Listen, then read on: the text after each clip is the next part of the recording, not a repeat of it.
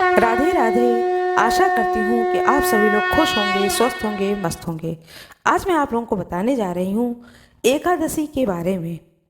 मार्गशीर्ष शुक्ल पक्ष, मार्गशीर्ष को जिसे अगहन मास भी कहा जाता है, कि शुक्ल पक्ष में जो एकादशी पड़ने वाला है, इस एकादशी को मोक्षदा एकादशी के नाम से जाना जाता है। इस दिन भगवान विष्णु की पूजा की जाती है।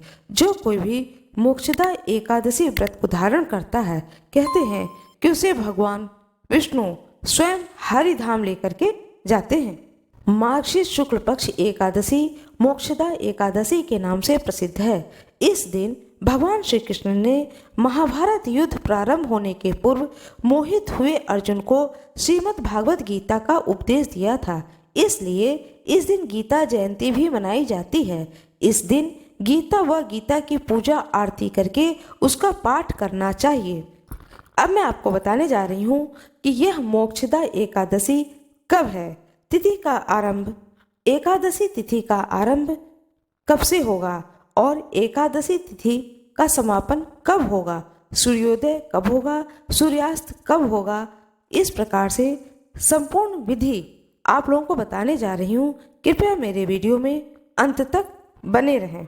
इस बार जो एकादशी पड़ रहा है वह 2 दिन का पड़ रहा है। जो पहला एकादशी है वह 22 दिसंबर 2023 दिन शुक्रवार को, जो कि 10वीं वेदी रहेगा।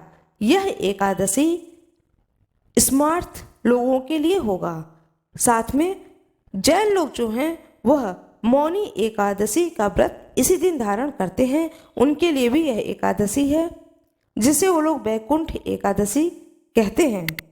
एकादशी तिथि का आरंभ होगा दिन शुक्रवार 22 दिसंबर 2023 दिन शुक्रवार दिन के 8:18 से एकादशी तिथि आरंभ होगा, और जो कि दूसरे दिन 23 दिसंबर 2023 दिन शनिवार को एकादशी प्रातःकालीन 7:14 तक रहेगा। इस दिन सबसे पहले तो यह उदया तिथि में है। दूसरी चीज, द्वादशी तिथि इस दिन लग जाती है, और शाम को 6:26 के बाद में त्रयोदशी तिथि भी पड़ेगी। इसलिए इस एकादशी को त्रिस्पर्शा एकादशी भी कहा जा रहा है। यह एकादशी शनिवार का दिन जो पड़ रहा है वह अत्यंत शुभ है। इसलिए एकादशी व्रत को जो कोई भी यह इस दिन धारण करेंगे वह अत्यंत शुभ होगा। एकादशी व्रत, मोक्षदा एकादशी व्रत वैष्णव के लिए गीता जयंती इस दिन है, अखंड द्वादशी है, त्रिस्पर्शा महाद्वादशी की तिथि है। इसलिए यह एकादशी सबसे शुभ रहेगा। सबसे शुभ माना गया है दिन शनिवार को 23 दिसंबर 2023। एकादशी व्रत को जो कोई भी धारण करते हैं उन्हें चाहिए कि सर्वप्रथम प्रातःकाल जितना जल्दी हो सके उठ करके अपने नित्य कर्म को करने के बाद में स्नान ध्यान करके भगवान सूर्य को अर्घ्य दें। अर्घ्य देने के बाद में अपने घर के देवालय में जाएं और वहां जा करके अपने आप को स्वयं को संकल्पित करें कि आज मैंने एकादशी व्रत को धारण किया है। और फिर एक चौकी लें, चौकी को अच्छे से पोंछ लें, उस पर पीला वस्त्र बिछाएं, भगवान विष्णु की प्रतिमा रखें, भगवान विष्णु को भोग स्वरूप फल, मीठे में कुछ मिठाई रख करके उसी जगह पर अपना भी आसन बिछाएं और आसन पर बैठ करके भगवान विष्णु की पूजा करें। भगवान विष्णु की जो प्रतिमा है उनकी पूजा करें। जब भी आप किसी भी देवी देवता की पूजा करें तो ये अपने हृदय में धारण करें कि यह जो प्रतिमा है यह प्रतिमा नहीं है, स्वयं ईश्वर साक्षात मेरे सामने बैठे हुए हैं, उन्हीं का यह स्वरूप है। ऐसा मन में सुंदर विचार रख करके भगवान की पूजा करनी चाहिए, जिससे आपके भाव बनते, जिससे आपके अंदर ईश्वर के प्रति भक्तिपूर्ण भाव बनते हैं, और भाव से ही ईश्वर की पूजा करनी चाहिए। भगवान को न तो फलों का भूख होता है न मिठाई का भूख होता है। जो व्यक्ति जितने ही श्रद्धा भाव के साथ में और साथ में विश्वास के साथ ईश्वर की पूजा और आराधना करता है उस पर भगवान की कृपा शीघ्र होती है। इसलिए यह मन में संकल्पित करें कि सामने स्वयं साक्षात ईश्वर आपके सामने बैठे हैं। इस भाव से आप अपने पूजा का आरंभ करें। सर्वप्रथम उस प्रतिमा पर जल से छींटे दें। जल का छींटा दिया जाता है एक कलश में या लोटे में, किसी चीज़ में, पात्र में जल भर लें, उसमें फूल रखें और फूल से जल का छींटा देते हैं प्रतिमा के ऊपर। उसके बाद फूल चढ़ाएं भगवान को। थोड़े से फूल मस्तक पर चढ़ाएं। माला हो फूल का तो वह भगवान को अर्पित करें। नीचे प्रतिमा के नीचे फूल सजा दें, सुंदर तरीके से सजा दें। यदि आप कलश बना सकते हैं तो कलश बनाएं, कलश बना करके रखें और एक दीपक जलाकर रखें। फिर उसी स्थान पर बैठ करके आप एकादशी व्रत की कथा को पढ़ें अथवा सुनें। एकादशी के व्रत का पाठ सुनने के बाद में आरती करें। फिर अपने देवालय में जितने भी भगवान हैं सभी का आरती करें। आरती करने के बाद में साष्टांग भगवान को प्रणाम करें।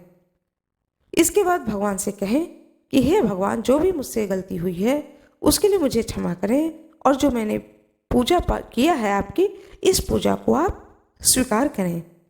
फिर आप अपने व्रत को धारण करें। एकादशी व्रत में बहुत लोग मूंगफली भूनकर खाते हैं, तो मूंगफली है, मखाना है, साबूदाना है, कूटू के आटे की पूड़ी है, लौकी की खीर है, जो भी आप फलाहार बना सकते हैं फलाहार को बनाएं, भोग लगाएं, भगवान को भी भोग लगाएं और स्वयं भी उस प्रसाद को ग्रहण करें। उस प्रसाद से अपने पूरे परिवार को भी उस प्रसाद को अवश्य ही दें। इस प्रकार से सारा दिन का व्रत करें। एकादशी के दिन सूर्योदय होगा प्रातः 6:45 पर, सूर्यास्त होगा 5:14 पर। दूसरे दिन दिनांक 24 दिसंबर 2023 दिन रविवार को अपने व्रत का पारण करें। पारण करने का तरीका यह होता है कि प्रातः काल जितनी जल्दी हो सके ब्रह्म मुहूर्त में उठ करके स्नान ध्यान करके भगवान सूर्य को अर्घ दे करके फिर आप अपने देवालय में जाएं और जो आपने पाटा और चौकी जो कुछ भी आपने लगाया है वहाँ पर बैठ करके भगवान विष्णु को जो भी फूल चढ़ाए हैं आपने एक दिन पहले, उस सारे पुष्प को वहाँ से हटा दें। हटाने के बाद में फिर भगवान विष्णु की प्रतिमा की पूजा करें। पूजा करने के बाद में आप भगवान से बोलें कि भगवान, मैंने एकादशी के व्रत को धारण कर किया था, अब मैं आज उसका पारण करने जा रहा हूँ और जो भी फल है आपके पास में, मिठा है, उसके भोग लगा करके आप अपने देवालय में सारे भगवान की पूजा करने के बाद में उस प्रतिमा को उठा करके यथा स्थान जहाँ पर वो रहता है वहाँ पर रख दें और उस चौकी को वहाँ से हटा दें। और फिर जो भी आप अन्न स्वरूप भोजन को ग्रहण करें उसे पहला भोग लगाएं भगवान को, उसके बाद स्वयं भोजन को प्राप्त करें।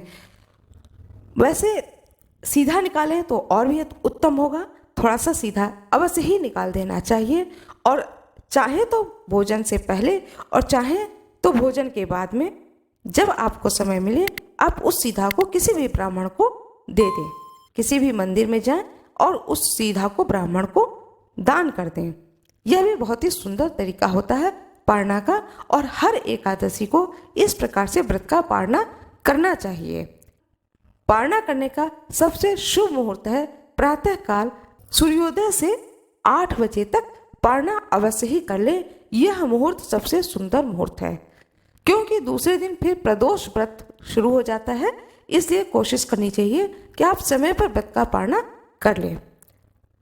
आशा करती हूँ कि आप लोगों को यह वीडियो अच्छी लगी होगी, तो कृपया वीडियो को लाइक जरूर करिएगा, चैनल को सब्सक्राइब कर दीजिएगा, बेल आइकन बगल में ही है, जरूर दबा दीजिएगा। आप सभी लोगों को बहुत बहुत धन्यवाद।